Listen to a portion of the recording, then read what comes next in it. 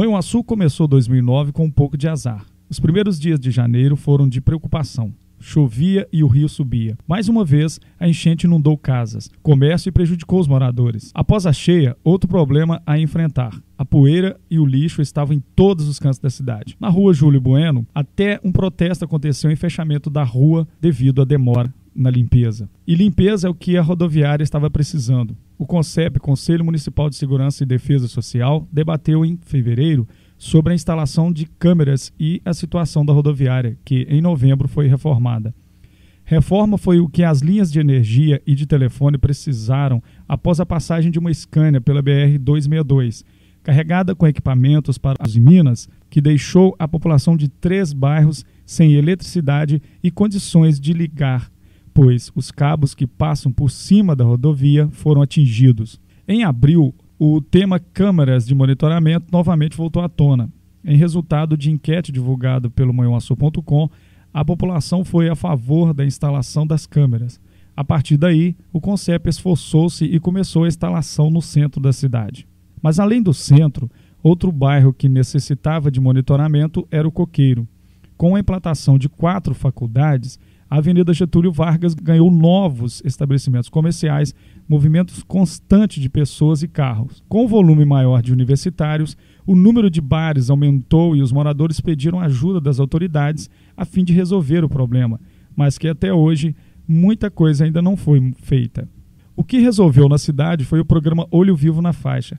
Neste ano ele completou 3 anos e, para comemorar, foi realizada a lavagem das faixas na área central da cidade, que, por sinal, ganhou outro grande aliado contra a violência. Em novembro, o posto de policiamento foi inaugurado e, a partir daí, o número de ocorrências no centro diminuiu consideravelmente. O que aumentou foi o número de colisões entre carros na BR-262, e o que provocou isso foi a implantação das faixas de pedestres pelo DENIT. Nos primeiros dias, a população acostumada com o funcionamento do olho vivo na faixa pensou que era só pisar na sinalização que os veículos iriam parar, mas não foi bem assim. Com o tempo, a orientação da imprensa, a situação estava sendo mudada. Os quebra-molas também foram colocados na BR, onde o fluxo de pedestres é o maior.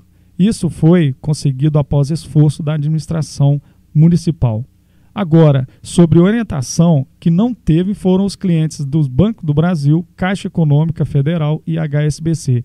Estas agências de Manhuaçu entraram em greve e os últimos a serem avisados foram os usuários. Depois de uma semana, tudo voltou ao funcionamento normal, mas o constrangimento foi grande. E grande foi o susto após a cidade reconhecer que um caso de gripe suína foi confirmado, mas a pessoa passava bem e já se recuperou. A gripe suína foi a responsável pelo adiamento de vários eventos na cidade e um deles foi o passeio ciclístico. Mas quando aconteceu, as ruas de Manhuaçu ficaram lotadas e mais uma vez foi um sucesso na arrecadação de alimentos. Lotado também ficou a inauguração do Centro de Convivência da APAI, em novembro.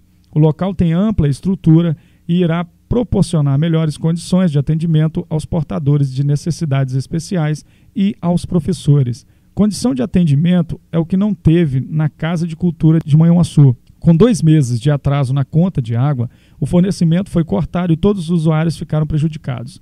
O Manhuaçu.com fez a denúncia e, com a compreensão das autoridades, a água voltou. E o que também voltou foi a chuva. Em uma madrugada de intensa chuva, o rio Manhuaçu enche e novamente prejudicou moradores ribeirinhos.